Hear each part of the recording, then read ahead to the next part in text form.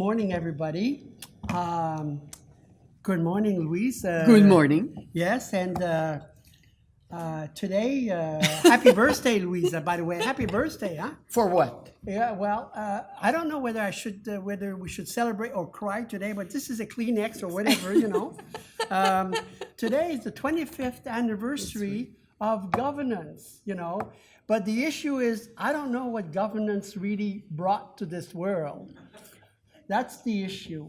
And the whole presentation will be about questioning governance and trying to link governance with the puzzle of standards, of ISO standards and other standards around the world. Can we connect those two together for a change?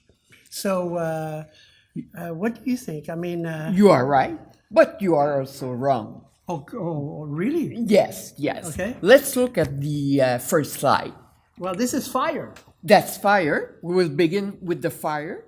Okay. And then after, we will go to the straight thing. To the solution. Yes. Oh, my God. So with this first one, we are seeing the bad news.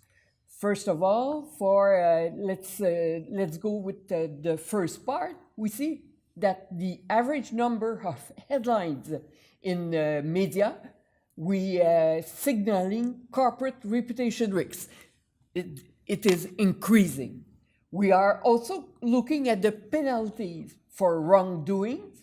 It's increasing from 11 billions to 59 billions. And you are remembering that for vehicles, it's going up. So that's good. That's bad things, but we will see the good things. Oh.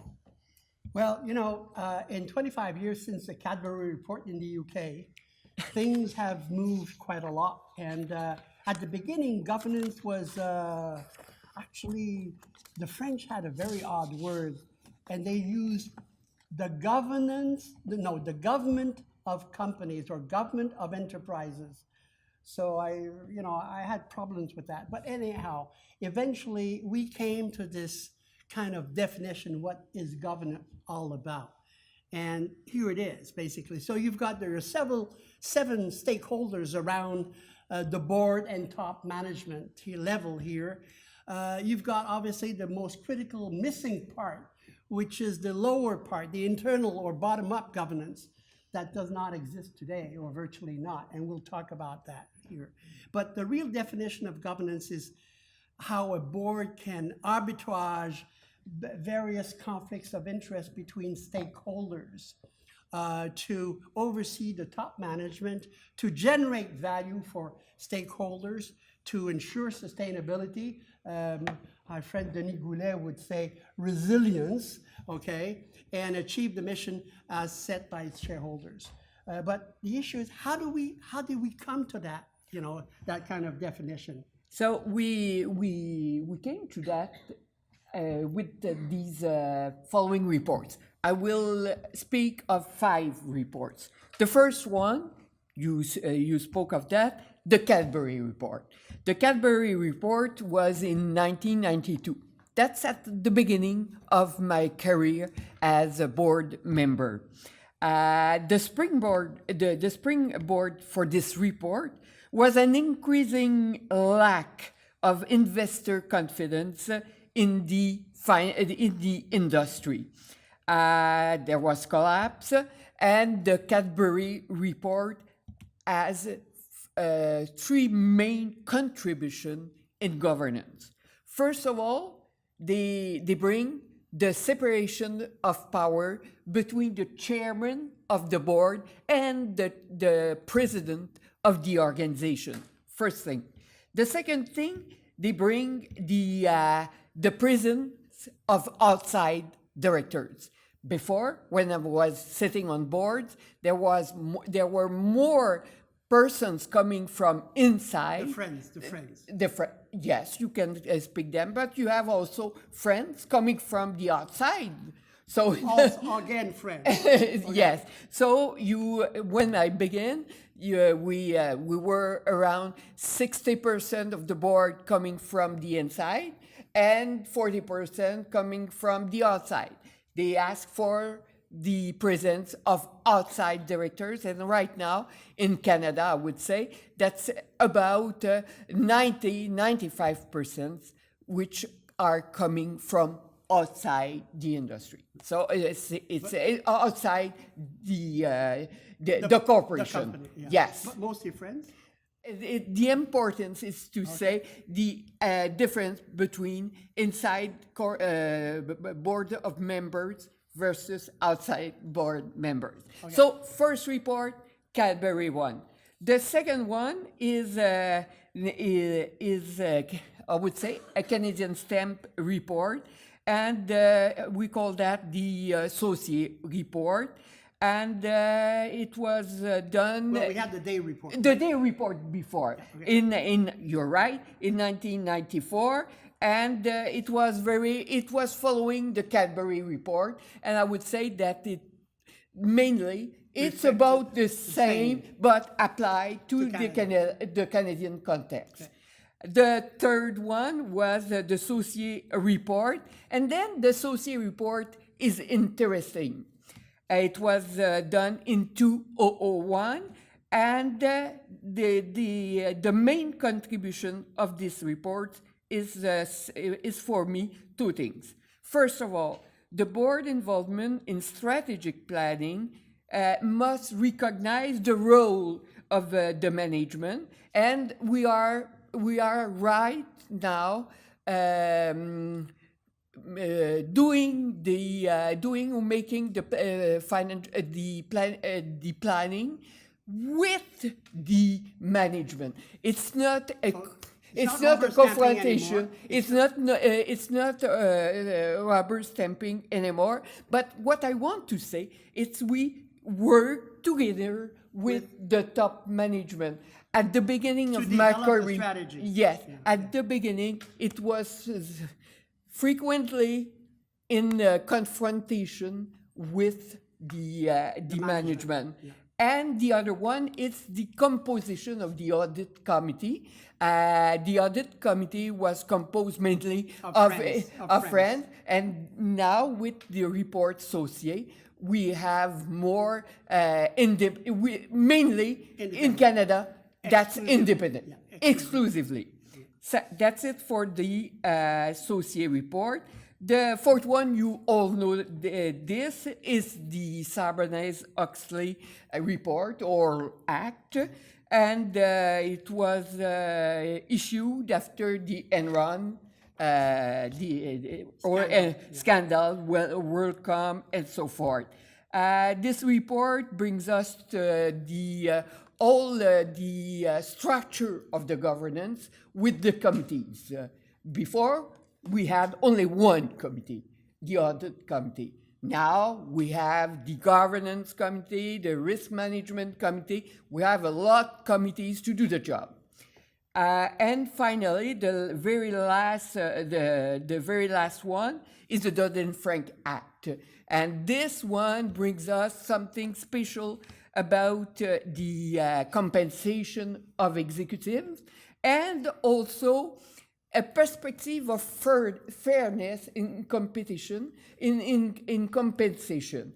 They are speaking of the ratio of the CEO compensation to the employees. And for me, that's a big contribution of this report. We'll talk about that later on. You're right. Now, what about the responsibility? What does that mean for responsibility? For the board. For the board. At the beginning, I would say in the 1990s, when I began my career, our main function was oversight function and internal control. Right now, we are playing a big role in strategic planning, in structure and composition of the board, in business ethics.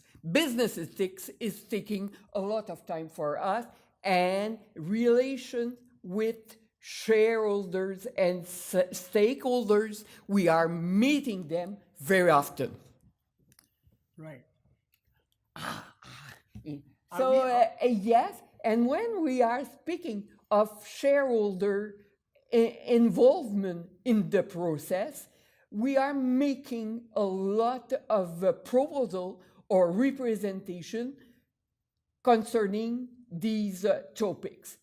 It brings added director with specific skill. Let's think about media, technology. We have right now not only lawyers or accountants on our boards, but we have other skills present. We ask for also younger directors. You're a champion of that. Yes, I think you were saying that I was young. I was young. No, it's not the case.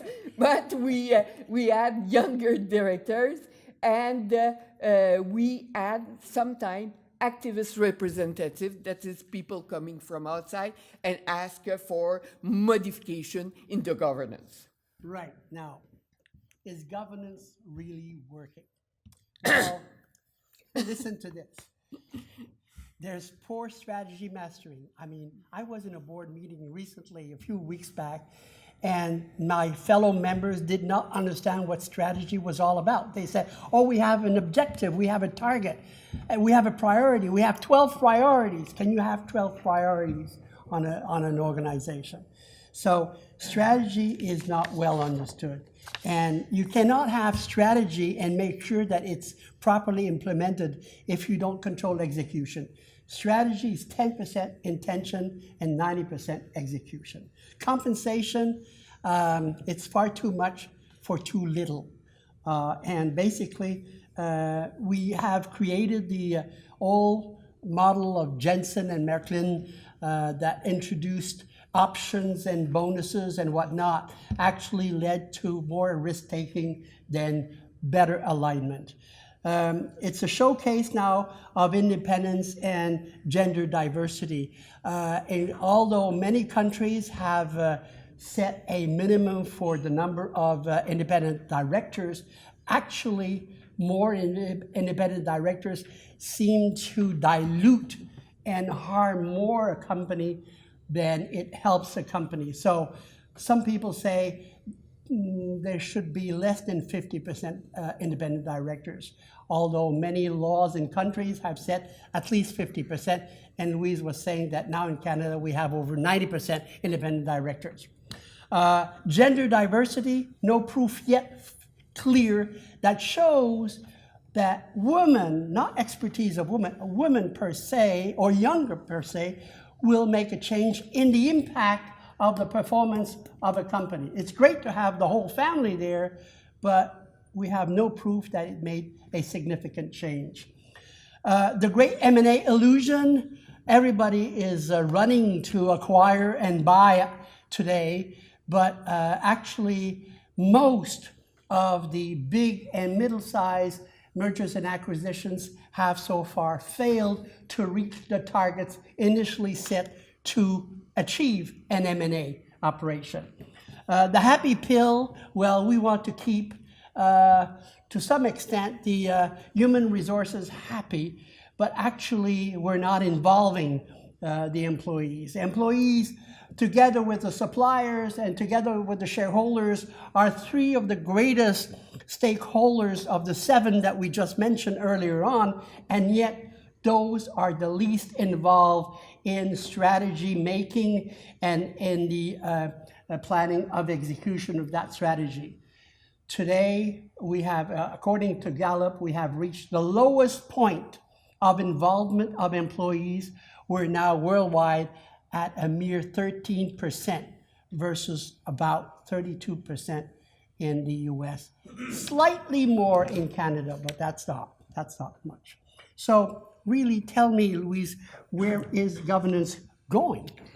First of all, I spoke previously of the executive compensation. It is not only on financial objectives that we evaluate the CEO and his C-suite. We are also evaluating them, he and them, on extra financial objective. That's for me a first one. Second, extra financial. It could be how often they are meeting with the shareholders, the stakeholders, how they consider the presence of women on the boards. It could be the satisfaction of the customers. There is not only the numbers. The numbers. There are other things that we can evaluate, and I would say that when we are sitting on the compensation committee, very often these matters happen. The other things I want to mention, but you spoke about the women on boards. I'm right now for some organization in Quebec working on a certification for the presence of women on boards. So you call it parity, women parity. Women parity. So we set norms or standards for organization in order to measure the number of politics they put in they create to increase the presence of women, not only at the top, but also throughout the organization. But you were mentioning that, for example, how do they treat employees in terms of their family management? Yes. Not just women, but also men. Men, well, you know? yes, because if we succeed, it's because men contribute to this topic. And the thing I want to mention that we are evolving, it's the fact that the composition of the boards is changing, and it reflects on the ADN or the DNA of the organization. Really? So this is an important fact. You mean directors speak to the yes. bottom We are encouraged to meet them in order to know if they are satisfied with their work. So that's an important. And if they're not satisfied, we have to do something. Okay. Now, you say brand new members. Yes, we have that here. So I will go there and show you where there is a difference. Yes, but I would say, I will go there. So the main difference are the following. Yes, the presence of women, the diminution of the financial background that we are looking for a board member. We have a lot of first-time directors of publicly traded company. First time. Before, we ask for person that already sit on our board. Right? It's different right now. We are looking for new brand directors. So you think we should do that in politics as well? I would say yes. Yes.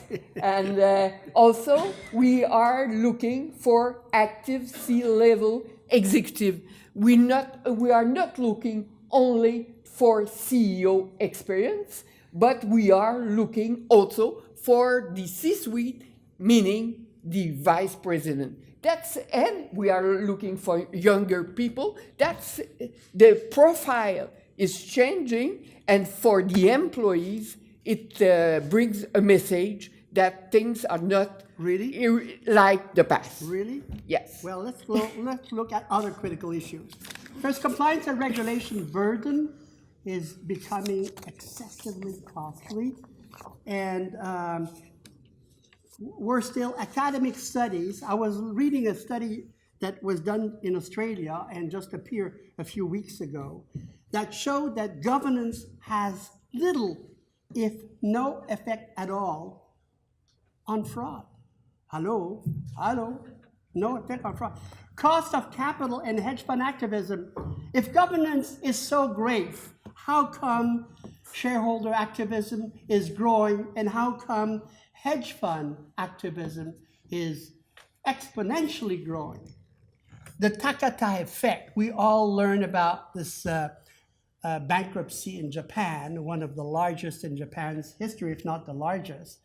Well, the issue is the recall of products are going up the ladder, nonstop, on all fronts, whether children toys, whether cars, whether cosmetics. So what's going on? Where's the supply chain control? Where's the management control here? Okay? The continuous fall of the stock market, corporate listings, public listed companies are going down the tube. We'll show it to you in a few seconds in the graph. And the broken link of shareholder proxy system. When shareholders vote in shareholders meeting, the accounts are generally wrong. At least more than 50% of the time they are wrong. So we have overvoting, undervoting. So key decisions can be taken without the proper vote. So where's governance, you know? I mean, this is 25 years now and we're still at this stage. So something is wrong, really. Basically, the dean of the Harvard Business School did a study some time ago with 160 companies worldwide, and they tried to see, okay, what works? What makes things work? And they found that, you know, it doesn't really matter if you implement ERP software or a CRM system. What really counts is that whatever technology you choose to implement, you execute it flawlessly. It matters little whether you centralize or decentralize your business, as long as you pay attention to simplifying the way your organization is structured. That's Nitin Noria. And basically he said, I think the whole team of academics said and agreed that a company needed only 4 things to succeed.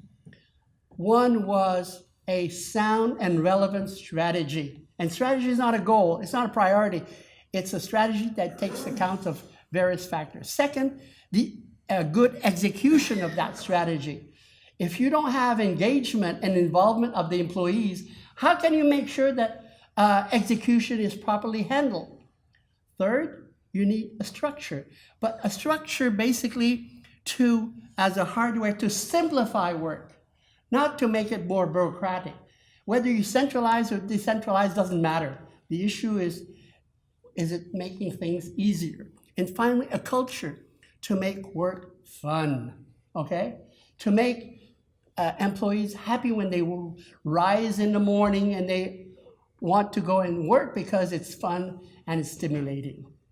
And plus, if you can add 2 things, talent or leadership or innovation, and if so necessary, M&A.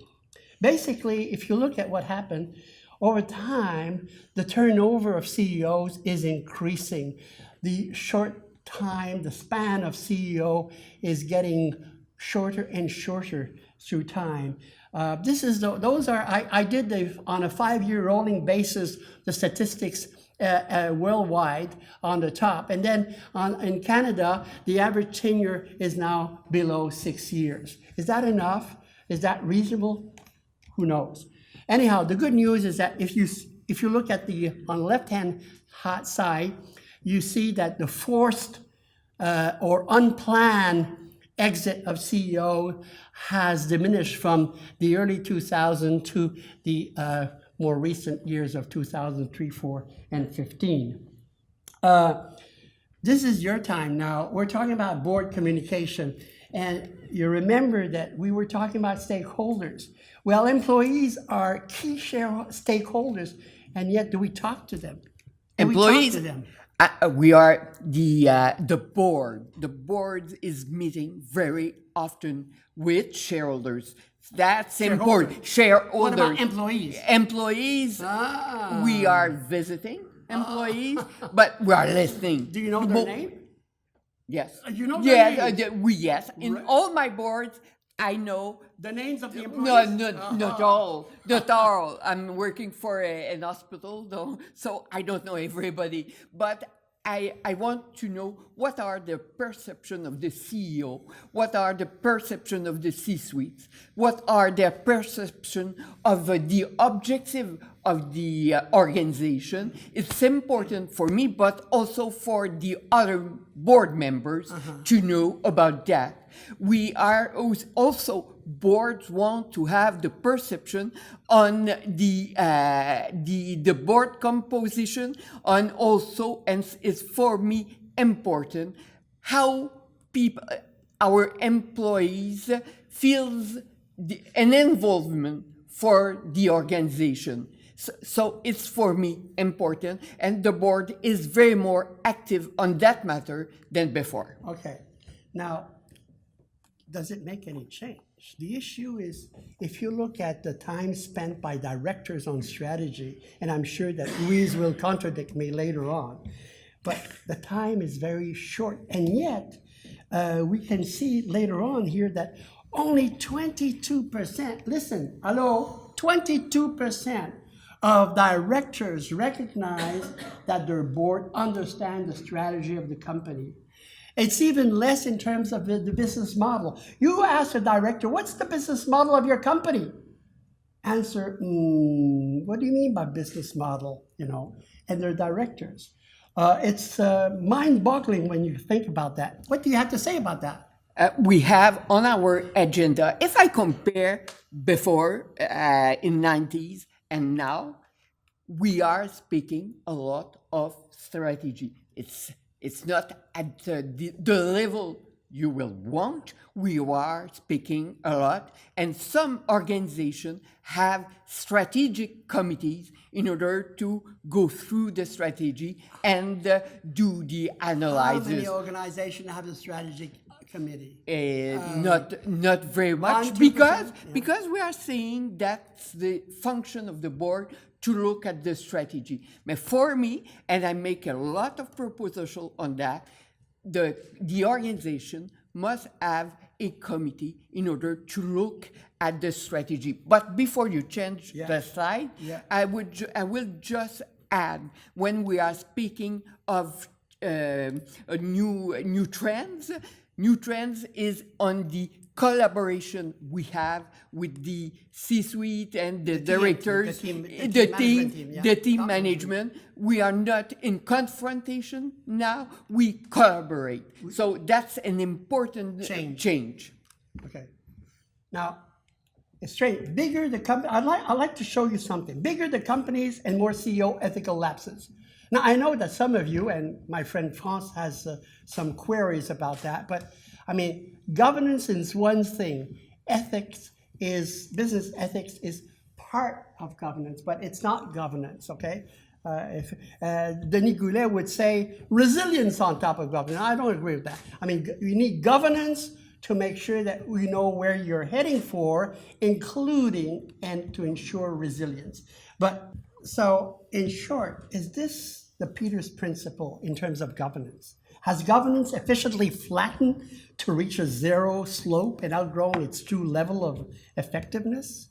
I mean, are corporations only now discovering the true cost of neutralizing fiduciary risk and reach an effective level playing field for all investors?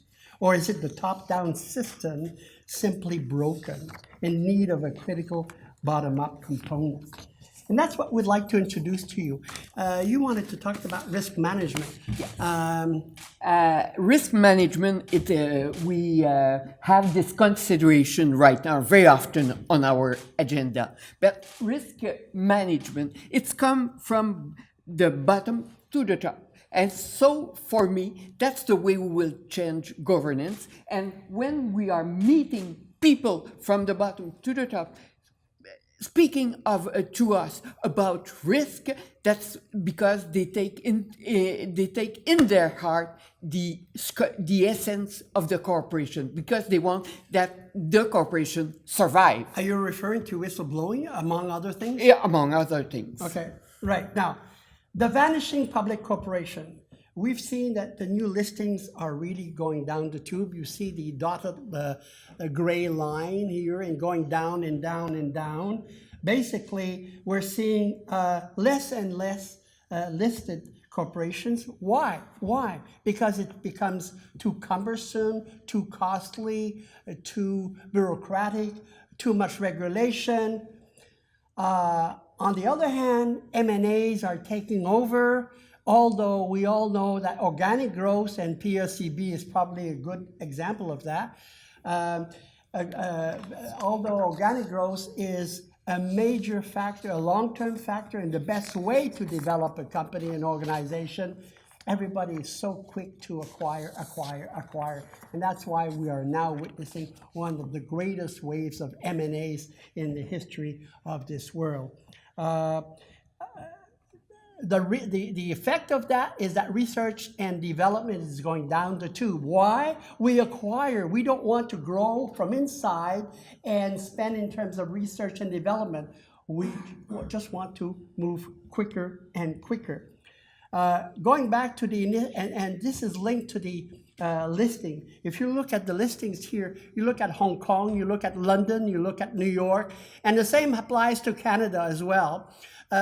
But you can see the actual shrinking number of new listings. In the US, the listings have dropped by 50% since the mid-90s. In Toronto, it's although there seems to be a slight pickup nowadays over the last few months, I don't think it will last because it becomes too costly. So young tech companies decide not to list and stay private because now they have a private capital market that is as efficient.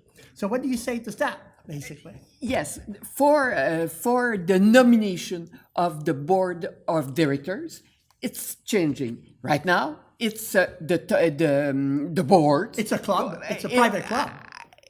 Not a private one, because we have a matrix of skills and competencies to see what kind of directors we are looking for. Okay. But the question is it only the direction that has the right to nominate the directors? Why don't shareholders or stakeholders have a word, their say on that matter?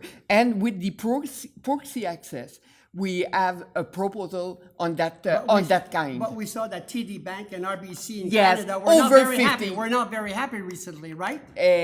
Yes, but I think we have to to think about the process of the nomination of the board of directors in order that they reflect not only shareholders but stakeholders overall. Okay. What we want to do giving legs and roots to governance from top down to bottom up, okay? So far, it was very top down driven, and you can see that the results are rather confusing, to say the least, okay? What we want to add here on the right-hand side is internal governance, okay? If the top governance did not work, perhaps that we could complete it with a bottom-up approach based on trust and involving employees and more actively mid-level managers that so far have been basically neglected. For example, internal governance in terms of pay, for example, has improved the performance of companies. In other words, when we see both a larger group of senior executives that were present before the new CEO, that provides a counterbalance as good, if not better, than what the board provided so far, okay? The same will happen, and you see the graphs here. Some studies have confirmed that. It's quite fascinating to see that, you can imagine internal governance at a level which is lower than the board.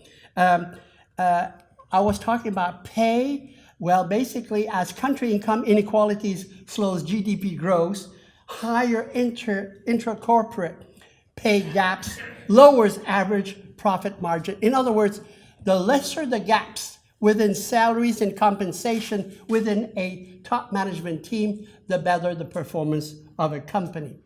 There is a case for bottom-up governance instead of top-down one. If you look at Danone in France, a food group, an international food group, they really focus on local leadership, not just local in terms of franchises and subsidiaries, but within each department to grow leadership. Gore, an American corporation, basically was created with the idea of teamwork. And it's a fascinating experience worldwide today, high technology. Harley-Davidson was redressed on the basis of employee involvement and greater employee involvement. And Amazon encouraged people to make mistakes, because if you don't make mistakes, you don't take any risk. So that's quite fascinating. So basically, if we look at ISO, and that's your world here, we're really looking at a huge puzzle. Can you imagine that 9,001 and 14,000 account for nearly 90% of all certifications worldwide? Now, if you look at those certifications, basically, you will see that most are concentrated in two regions of the world. Those are Asia Pacific and Europe. Europe is dwindling in terms of 9,001, okay? It's keeping its leadership in 14,000. No wonder with Germany around and Austria around. Yet, where is North America? Imagine, North America in 9,001 account for less than Latin America. All of Latin America, 9,001. Look at 14,000. It's less than the Middle East, you know? It's incredible. So basically, the little blue color down, this is North America. Mexico, US, and Canada. This is nothing. So is it governance-driven? No, it's trade-driven. And ISO was based and developed to encourage greater and facilitate trade. So what are the key issues for change, Louise? I would say that you have a key to change things, and it's a certification in governance. I will go very fast because he's saying me 1 second. So it's yes, we have key issues, but could you go to the other one? The other one? Yeah. And it's I would ask you to have a reflection in order to establish a certification on ESG. ESG means environment, society, and governance. The big investors are calling for such certification. And for me, what is changing governance right now in our organization is risk management, because it involves the employees from the bottom to the top. And if we have such a certification, ESG, and we involve also the stakeholders, the providers, and the employees, you have a chance to contribute with us to change governance in our organization. That's the message I would like to. So what do you say? What do you say?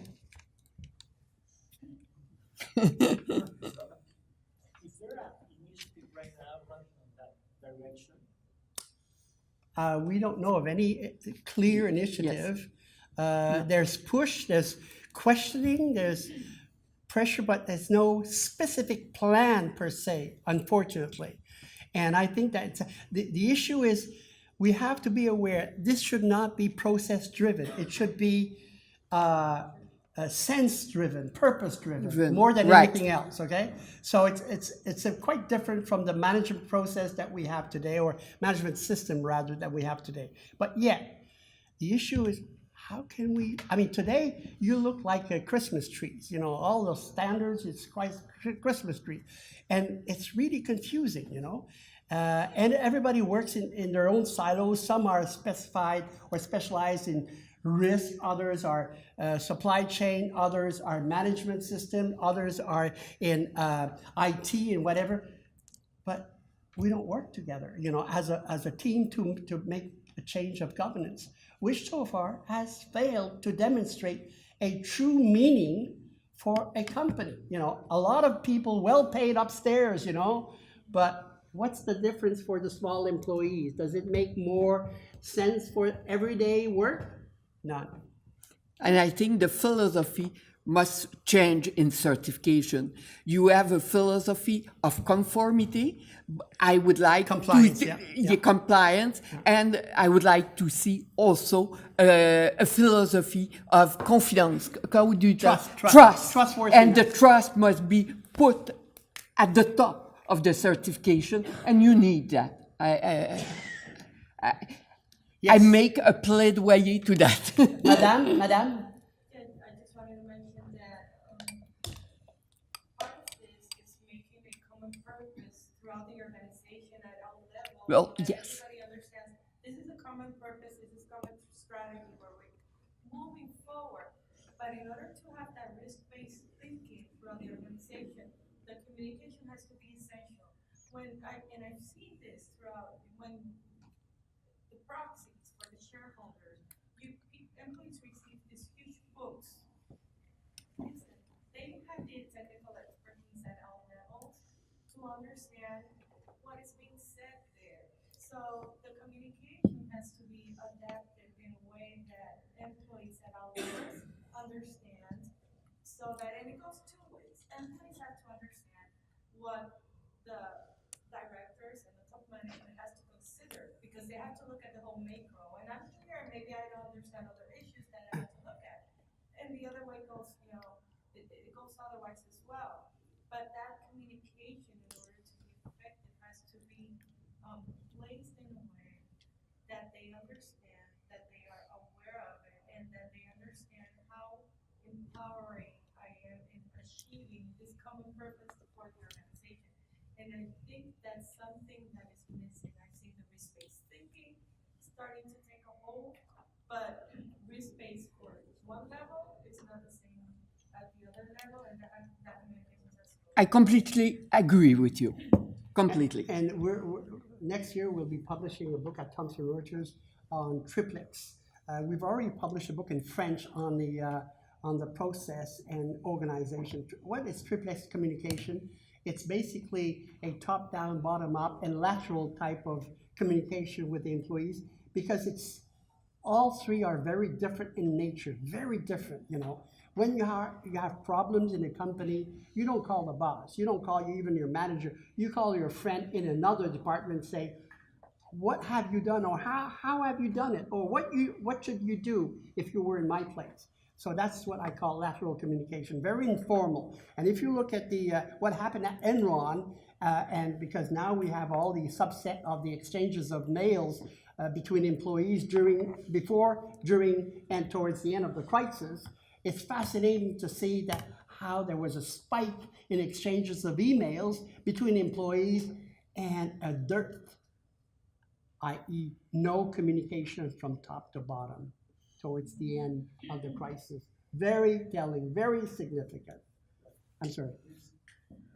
I think now there are people, and now we are talking about of certification. Yeah. I think when we look at figures about how many certifications in North America, Yes. and now how is the business in North America. So I think my opinion is now is maybe can be strategy driven by certification. Mm-hmm. And in this case, are we on the wrong way? You mean certification? Yes. My question. What do you mean? Are we on the wrong way? You mean certification is wrong? Is not appropriate? It's too on the process. Yes. And What's the purpose? yes, what's the purpose? That's it. Well, that's Yes. it. That's it. But the certification. Yes. These figures is very, very important. Yes. When you see, for example, North America, weight is 4.5, Yeah. and we compare our other Yeah. continents, and we see what is the business, what is the strategy, what's the culture in the companies in North America. Yeah. For example, people how is connected. Yes. All, when you see, for example, and also German system also of companies is very connected. Yeah. Yes, because employees are there. Yes, and this case, what is the place of certification? Well, the place is, I think it shows that basically it's trade driven. It's not governance driven. It's essentially trade driven. And as our friend, Mr. Romero, Dr. Romero said earlier about the ISO 28000, if you have it, it's okay. I can pass. Okay. I mean, it's basically, I've got the process. Okay, we're safe. But does it give a sense of purpose to a whole organization? No. And I think North America has reached that level. It needs something to give it a sense of purpose. Look, 13% of engagement of employees worldwide, 30% in North America, let's say, okay? Is that enough to make a company different, to make a company grow? You mean 70% of your employees are disengaged? Whoa, something's wrong here. And you think governance has brought something to the companies? Yes, but Not sure. Yeah, so the ISO and the standard, I think we should just move that aside, you know. Definitely not engagement with ISO. This is not a way. If you need it, it facilitates it. You know what? We use ISO all the time. You know, we validate suppliers with this. If a supplier comes to me and says, you know what, I got a certification, I got an ISO certification, great. I don't have to start digging and asking questions. And show me this, show me that. I trust that, you know, you pass the benchmark, Yes. and I can do business with you. This is great. That being said, going back to the issue of engagement, and again, this is my personal opinion, but aren't we coming, like, there's something wrong here with the system. Okay, there's something wrong with this shareholder thing.